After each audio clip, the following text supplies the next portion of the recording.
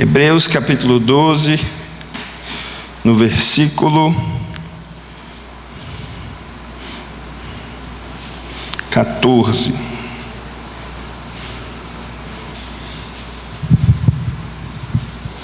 Aleluia.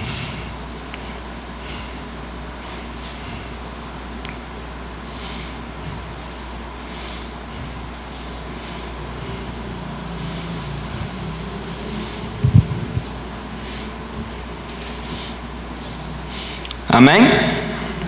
Vamos ler. Segue a paz com...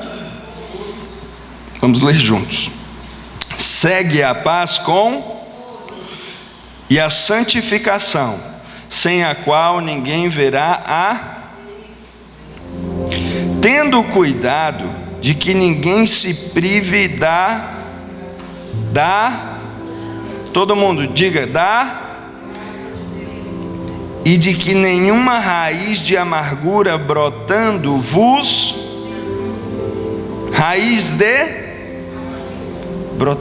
perturbe, e por ela muitos se contaminem. 16.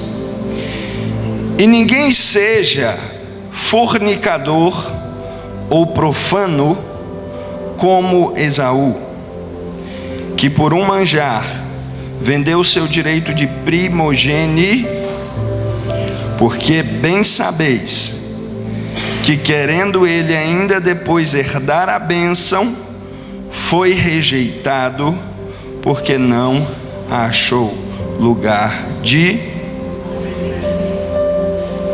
Ainda com lágrimas o tenha buscado. Diga, ainda que com lágrimas o tenha buscado.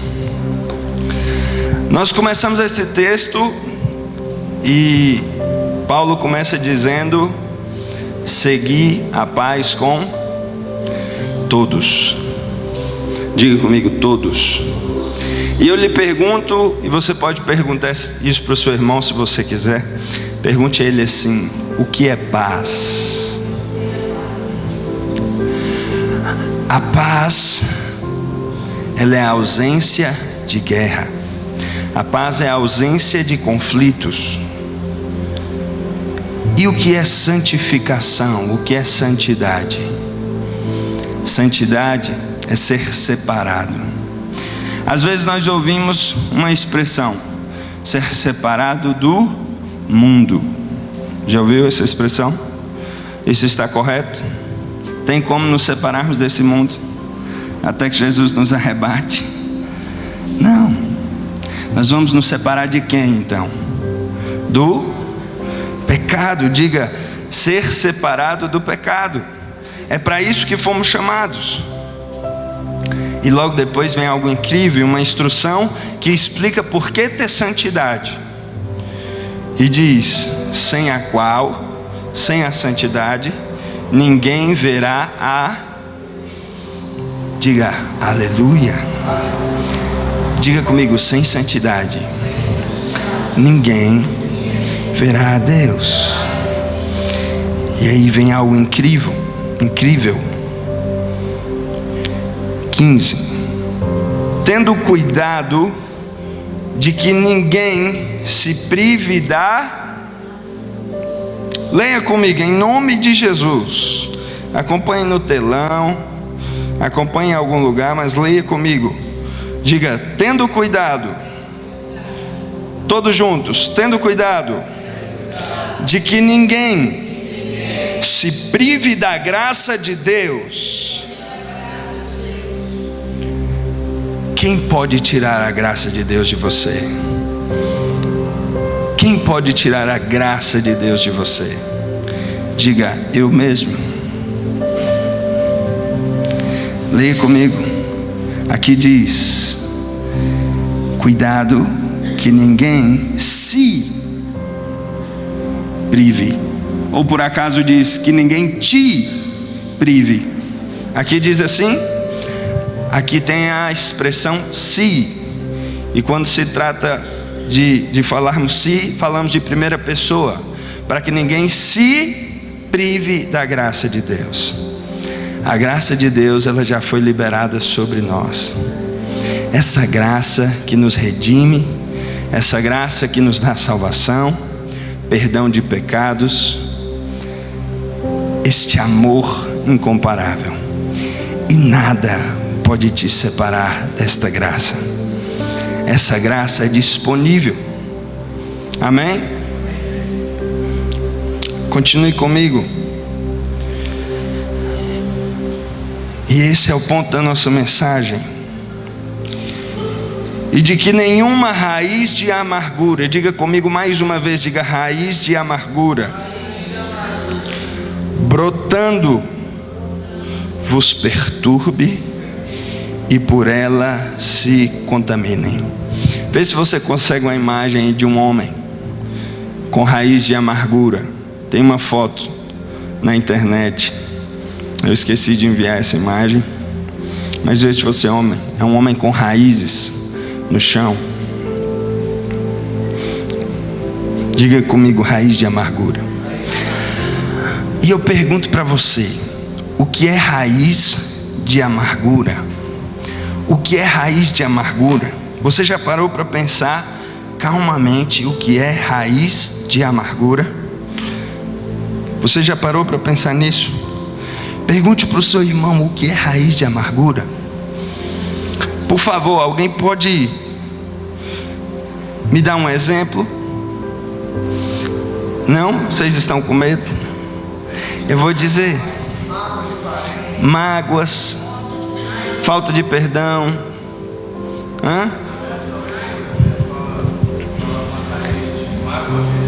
mágoa venenosa. Agora veja só. Quando nós ouvimos a expressão raiz de amargura, nós pensamos em falta de perdão, nós pensamos em conflitos entre relacionamentos, nós pensamos uma pessoa com raiva uma das outras. Olhe com cara de raiz de amargura para o seu irmão. Olha aí, é assim? Diga para o seu irmão, raiz de amargura não é isso. Diga, raiz de amargura é se afastar de Deus. Você quer ver? Veja comigo. Abra. Hoje eu não trouxe o meu papel, está tudo aqui no celular. Vamos lá, abra comigo em Deuteronômios 29.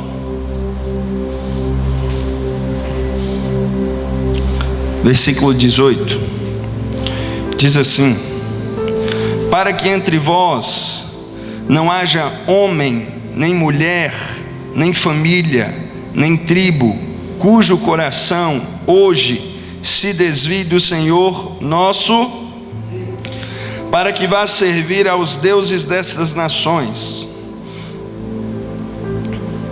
Para que entre vós não haja raiz que dê veneno e fel,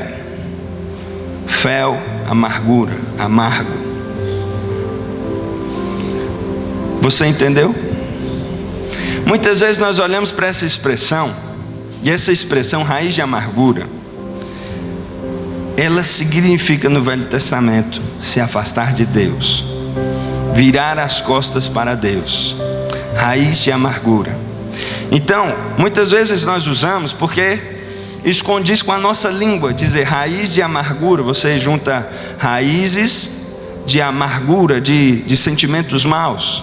Só que quando na verdade essa carta foi escrita, ela estava falando sobre se afastar de Deus. E o tema da mensagem que eu iria pregar e direcionar hoje é: de quem é a culpa? Diga comigo, de quem é a culpa? Mas o Senhor me trouxe algumas outras coisas, então não se assuste se nós passearmos um pouco hoje aqui, amém? Volte comigo para o livro de Hebreus, e ainda é lá que nós vamos nos alimentar mais um pouco.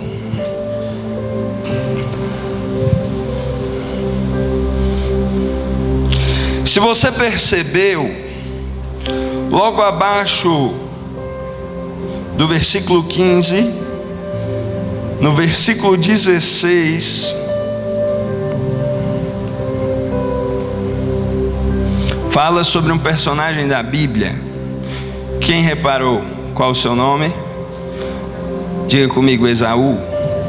E quem foi Esaú? Irmão de Jacó. E qual é a história que marca a história de Esaú e Jacó? A venda da primogenitura. Sim ou não? A venda da primogenitura. Se você não lembra, Esaú chega cansado de uma caça, porque ele era especialista em caça. Isaac gostava da caça. Então Isaac, o pai, amava Esaú.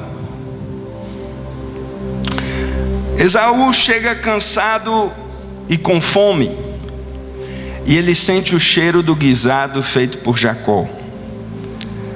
Algumas versões diz guisado de lentilhas. Quem já comeu lentilhas aqui? Amém? Esaú chega e diz: Jacó, me dá um pouco desse guisado. Eu estou com muita fome, eu estou a ponto de morrer.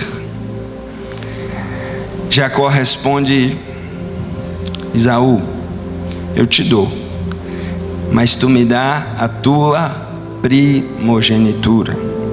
E Esaú não pensa nas consequências e diz: do que me adianta primogenitura se eu vou morrer de fome?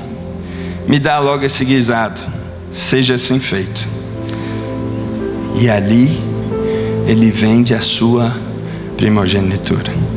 Logo depois, nos capítulos que se sucedem, mais especificamente no capítulo 26 de Gênesis, relata quando Jacó entra até a presença de Isaac, que não enxergava muito bem. Ele coloca a roupa que o seu irmão usava, e ele se aproxima do pai com a comida que o pai esperava e recebe a bênção no lugar de Esaú. Esaú logo depois chega com a caça que o pai havia pedido, e o pai diz: quem está aí? Esaú diz: sou eu, teu filho Esaú, trouxe o que me pedistes para receber a bênção. E o pai diz: eis que já veio outro e eu já abençoei. E no resumo da história, Esaú chora diante do pai e diz: me abençoa. Mas Isaac diz: já não posso mais fazer isso. E ali, mesmo com um choro de arrependimento, nada se pôde fazer. Diga comigo mais uma vez, diga: de quem é a culpa?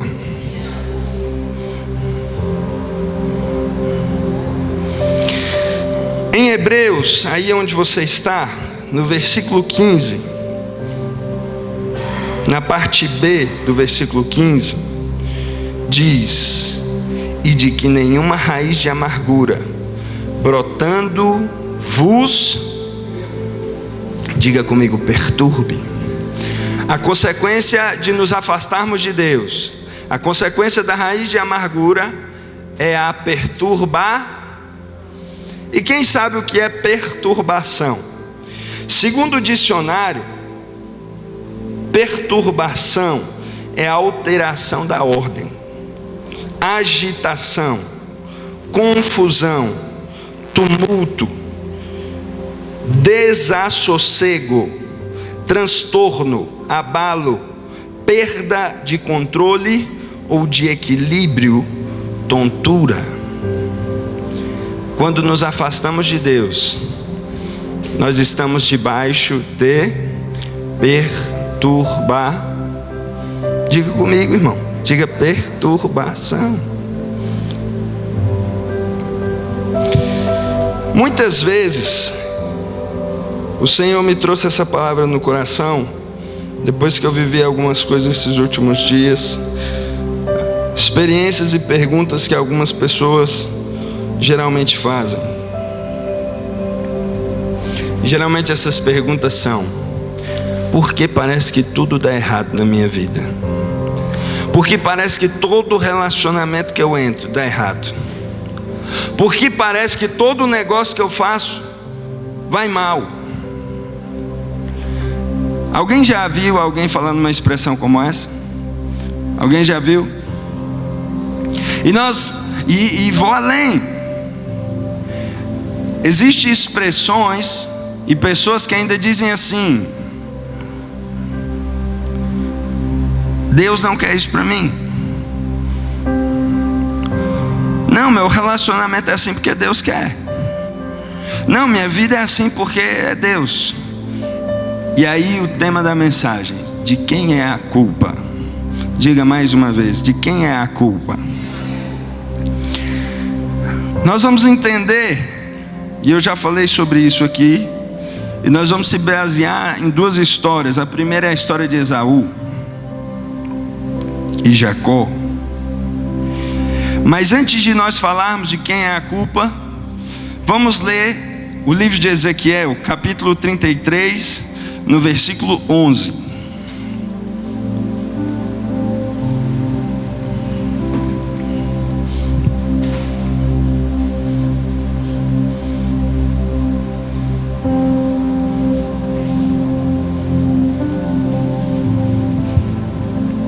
Ezequiel 33, no versículo 11.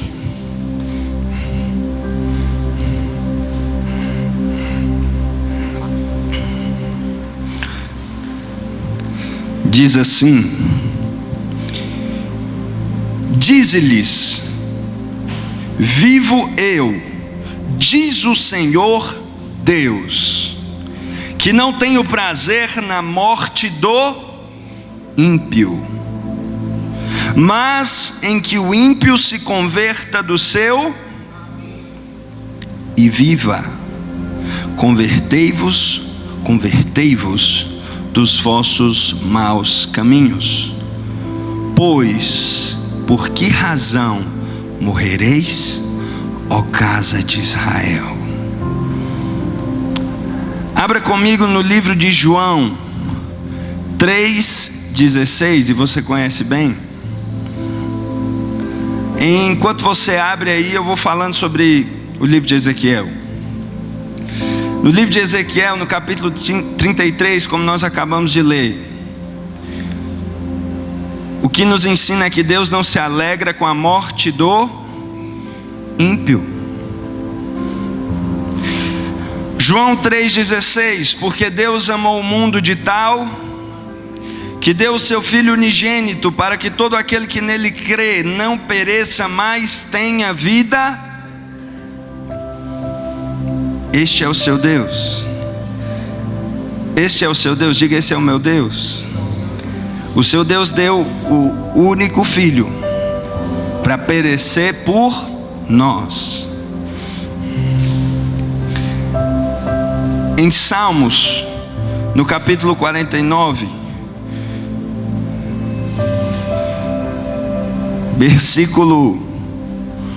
vamos começar pelo versículo 6.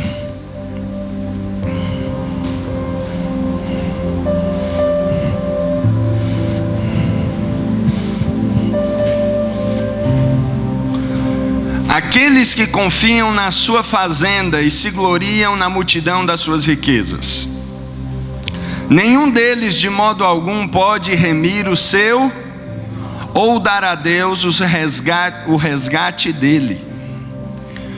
Leia todos juntos. Pois a redenção da sua alma é caríssima, e seus recursos se esgotariam antes. Eu gosto muito dessa expressão. Caríssima, o valor de uma alma. Você entende o valor da sua vida, o preço que foi pago por você. Você entende o mover e o plano de salvação antes da criação da terra, para gerar vida para cada um de nós.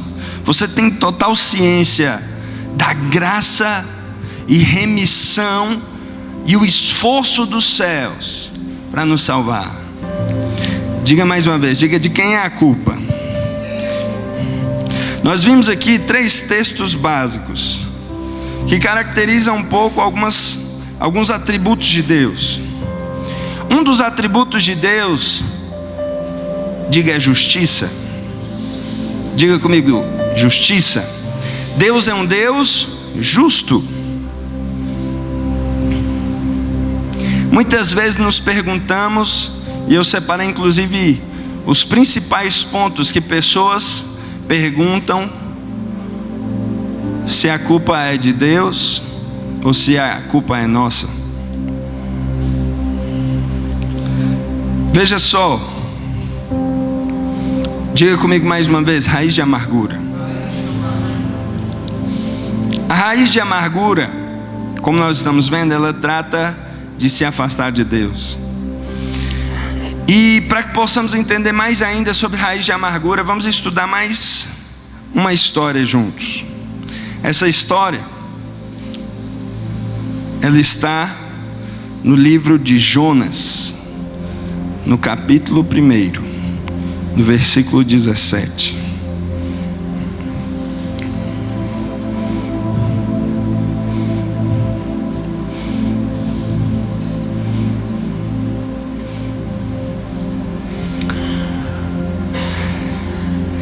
A história de Jonas é uma história linda. E a história de Jonas fala de um homem separado por Deus, com um chamado. E nesse chamado, um chamado desafiador, levar uma palavra de confronto, de arrependimento a uma cidade chamada Nínive, uma cidade conhecida por matar empaladores, uma cidade conhecida pela sua violência. E Jonas escuta aquele chamado do Senhor e ele se dispõe, mas não a ir a Nínive, ele se dispõe a fugir. Diga comigo, Jonas fugiu. Olhe para o seu irmão e diga: não fuja de Deus.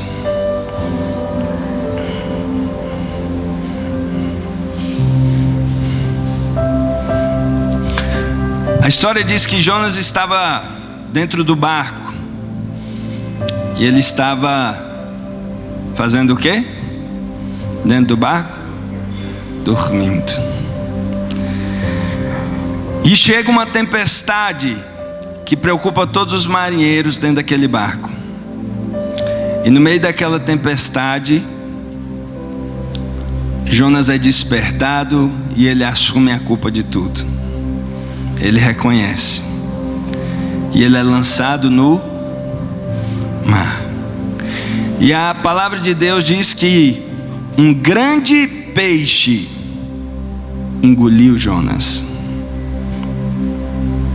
Aí, alguns dizem a baleia, mas o texto diz um grande peixe. E eu separei aqui 2 pontos para nós meditarmos sobre esta palavra. Veja aí, Jonas, capítulo 1, versículo 17, diz: preparou, pois, o Senhor um grande, para que o tragasse a Jonas. Quem preparou esse peixe? E esteve Jonas 3 dias e 3 noites nas entranhas do peixe. Tem a história interessante de um pastor que fala que estava num voo e a pessoa viu esse pastor lendo a Bíblia no avião. E a pessoa diz: ah, você é crente? E aquele pastor disse: sou cristão. E aí aquela pessoa diz assim: mas como é que você pode crer num livro que é todo errado? Porque se uma pessoa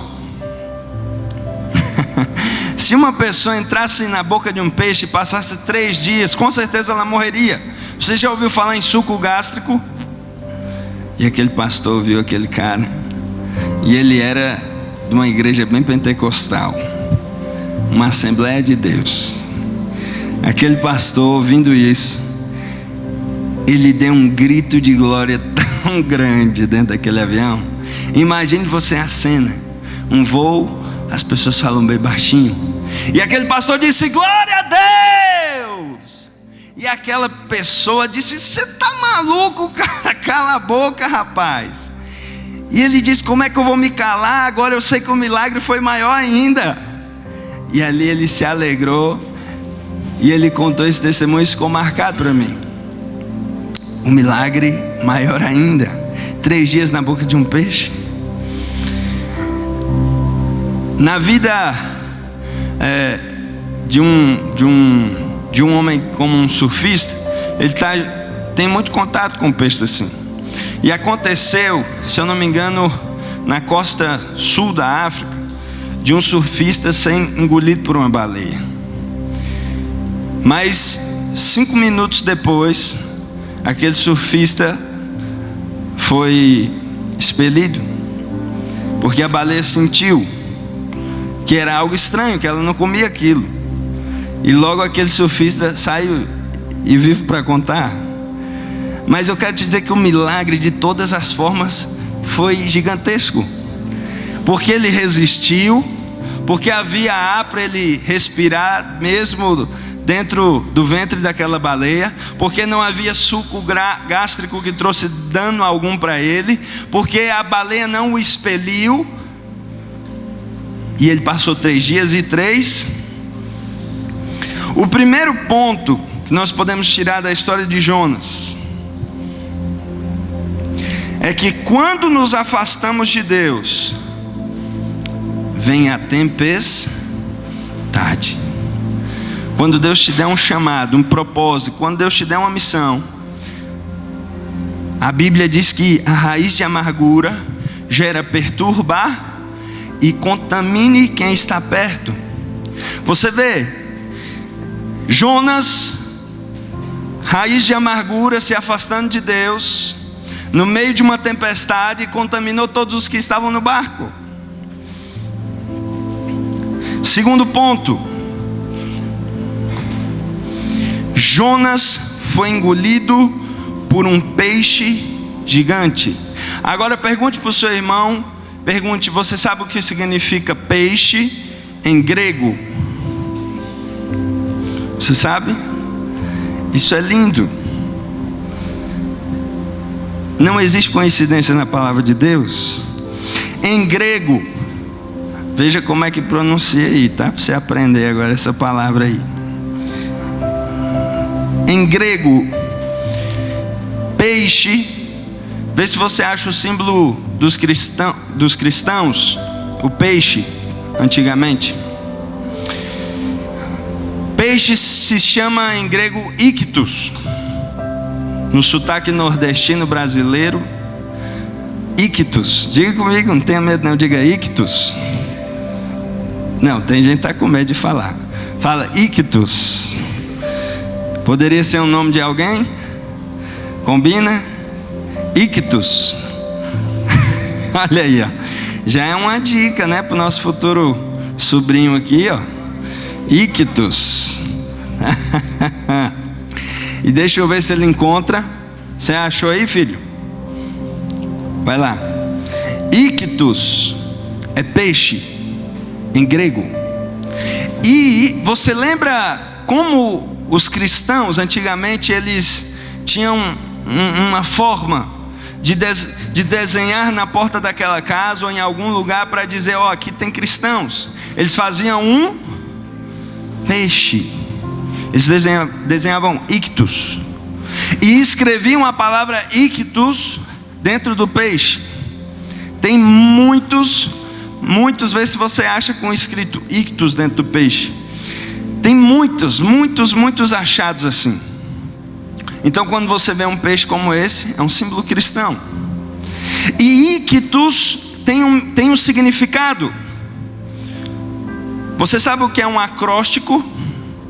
Quem sabe o que é um acróstico? Mas você já fez um, eu vou te mostrar. Sabe quando você pega, por exemplo, O nome, vamos pegar o meu nome, Hugo. H-U-G-O. H de homem, U de entendeu? Você vai pegar cada letra e fazer um significado com aquela letra. Se você pegar Ictus, os cristãos não escolheram esse nome em grego à toa. Tem um significado. Porque Ictus, deixa eu ver, aqui, deixa eu ver, exatamente.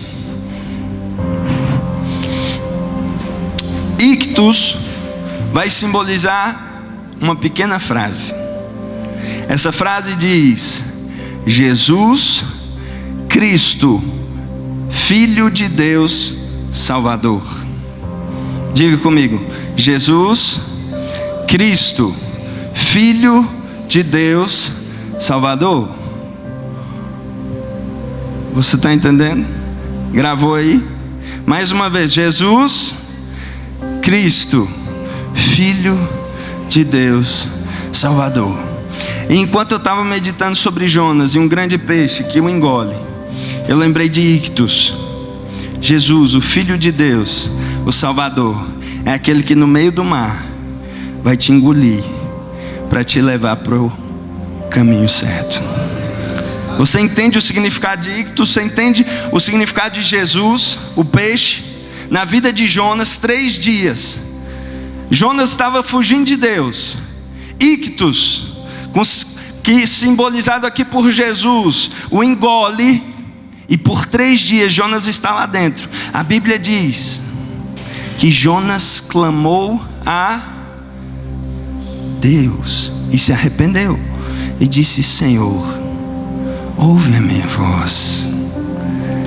E a Bíblia diz que Deus falou com o peixe, e o peixe vomitou Jonas em terra seca. E terra é lugar onde se faz raiz. Diga raiz. Você não precisa viver uma raiz de amargura. Você pode viver uma raiz de Deus, uma raiz de bênçãos. Todos nós precisamos de raiz. Falando sobre raiz, tem uma reflexão que eu gosto muito, que é a história do machado e da árvore. Essa história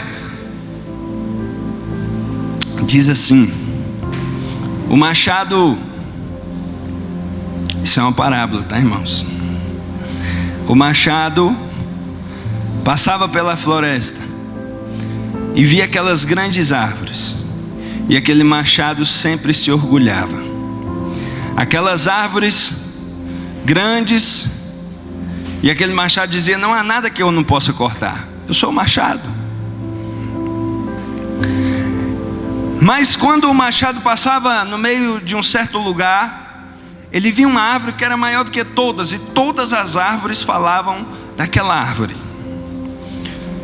E todas as árvores diziam: olha como aquela árvore é grande, olha como ela é tão alta, quantas folhas ela tem. E o machado,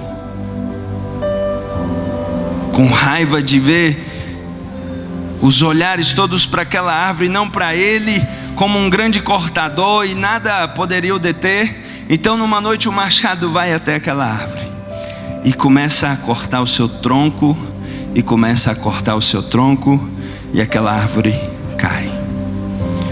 Passa-se um dia, e a história diz que aquela árvore triste no chão, as árvores olhando, e ela estava entristecida, e o machado de repente passa e diz: eu te disse, nada é suficiente para mim, eu posso cortar qualquer coisa. Vocês falavam tanto dessa árvore, olha ela aí agora, ela está no chão. E aquela árvore, ficando em silêncio, depois de um tempo disse: machado, você cortou o meu caule, mas eu ainda tenho a minha raiz. Diga raiz. Eu amo plantas. E desde jovem, eu sempre aprendi com meu avô. O nome do meu avô é Juvenal. Ele tem sangue de índio. Ele é um negrão, eu acho que eu puxei o tamanho para ele. E ele é do meu tamanho assim, grande. E eu nem sei quantos anos ele tem, sabe, Sara? Ele deve ter já uns 80. Mas você não vai dar mais do que 60 anos para ele. Ele é forte, parece até que ele vai na academia. Saudável e disposto. E ele sempre gostou de plantas.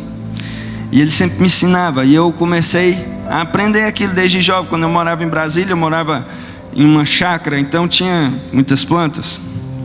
E aí eu comecei a aprender sobre cortar os galhos que morriam, cortar os galhos fracos. Quando a plantinha está crescendo, você corta os galhos mais baixos, e os que precisam crescer vão ter mais água, vão ter mais força de crescer.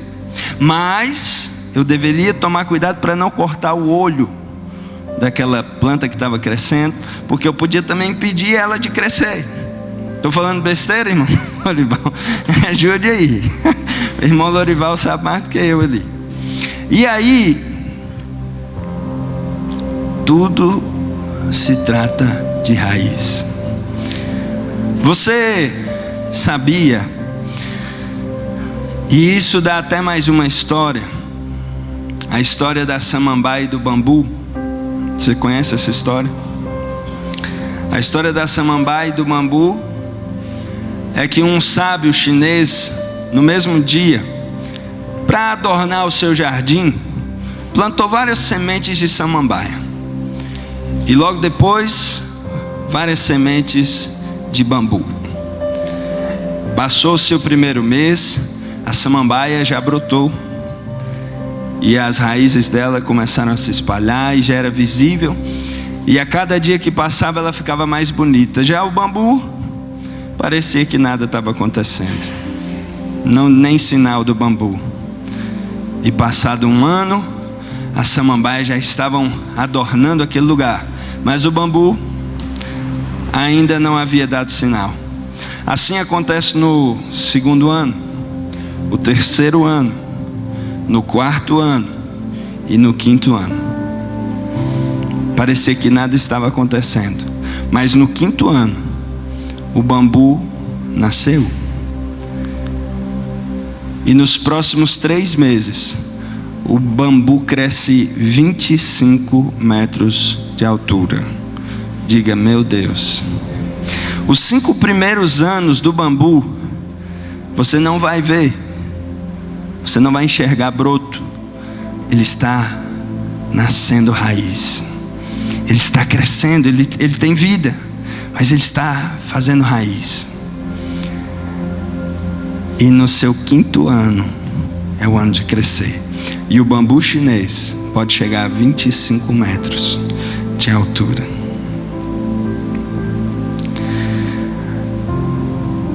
Muitas vezes, pessoas me perguntam assim: por que eu não dou certo em nada que eu faço? A primeira coisa que é campeã de pessoas questionarem a Deus é sobre relacionamentos. E pessoas perguntam: por que os meus relacionamentos dão errado? Pergunte para o seu irmão de quem é a culpa. Você lembra o que Esaú fez? Esaú, ele foi roubado a primogenitura ou ele vendeu sua primogenitura? Eu, como advogado, posso dizer que foi os dois. Ele vendeu e foi roubado. Mas na verdade, ele vendeu. Ele disse: Jacó, me dá logo esse guisado e toma minha primogenitura. E o que Jacó fez foi tomar posse. O segundo ponto é sobre dinheiro. Fale dinheiro. O terceiro ponto eu vou pular logo, porque eu vou dar logo a resposta final.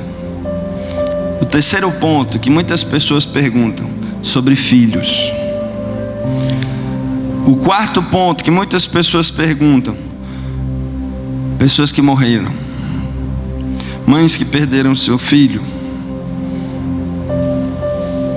5, muitas pessoas perguntam, principalmente pessoas que estão fora da igreja: fome, guerras, de quem é a culpa? Se Deus é bom, por que tem tanta morte?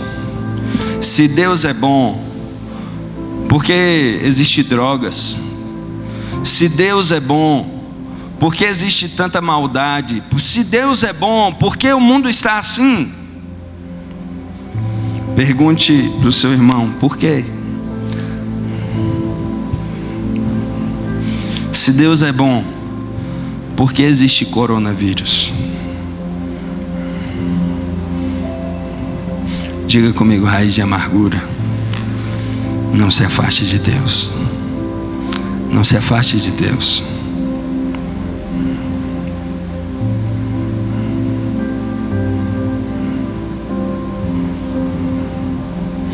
Veja,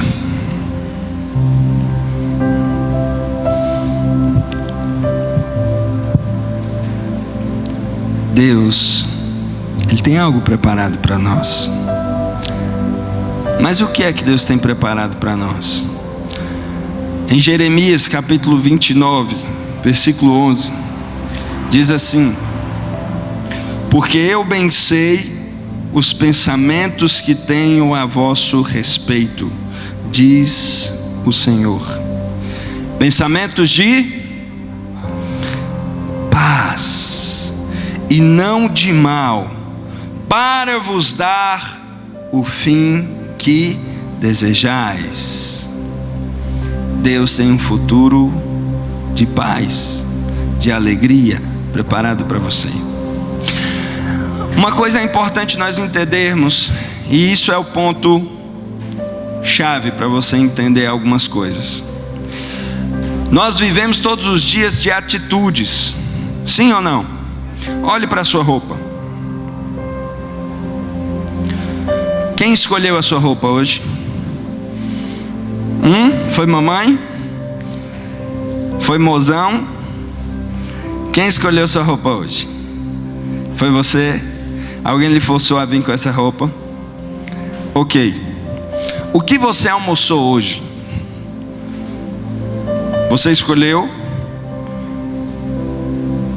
Você escolheu o que você vai comer, sim ou não? Você podia escolher pelo menos se ia comer ou não, sim ou não? Você faz escolhas, sim ou não? Se o seu filho nasce e você quer o chamar de ictus, você escolheu, sim ou não? Diga comigo: escolhas, atitudes. E toda escolha e atitude gera uma consequência. E essas consequências, elas se dividem em 2 grupos. Diga comigo: provação. Diga: provação. Colheita. Esses são os 2 grupos. Se você quer entender o que está acontecendo com a sua vida, você precisa fazer uma pergunta. Mas antes de eu lhe dizer que pergunta é essa, você precisa entender o que é provação, o que é colheita. Provação é tudo aquilo que Deus permitir sobre a minha e sobre a sua vida. Provação tem início e fim. Provação tem finalidade. E a finalidade da provação é te aperfeiçoar naquilo que você precisa. A provação tem mais uma característica também. Deus não permite uma provação sobre você que você não possa suportar e que você não tenha capacidade. Essa é a provação. Diga mais uma vez: diga provação. Sorria para o seu irmão e diga provação. Sorria, meu irmão. O homem se interfere em todas essas situações. Quanto a relacionamentos, de quem é a culpa? Por exemplo, Eu já tomei várias decisões erradas na minha vida. De quem foi a culpa? Minha.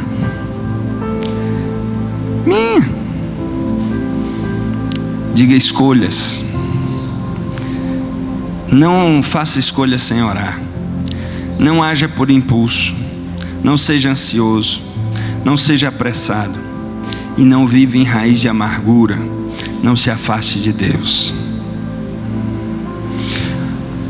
A raiz do mal deste mundo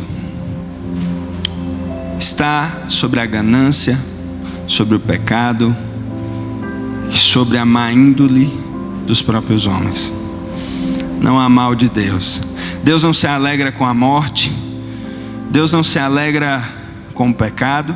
Deus não se alegra com a doença. Deus não se alegra com o sofrimento. Deus é um Deus bom. Deus é um Deus de amor. Diga amor. Eu estou falando de um Deus que lhe deu o Filho. Você dá o seu filho para Deus? Você daria? Você sabe, mãe, que isso é difícil. Deus entregou o seu Filho por nós. Isso é caríssimo. Que projeto de salvação incrível por mim e por você.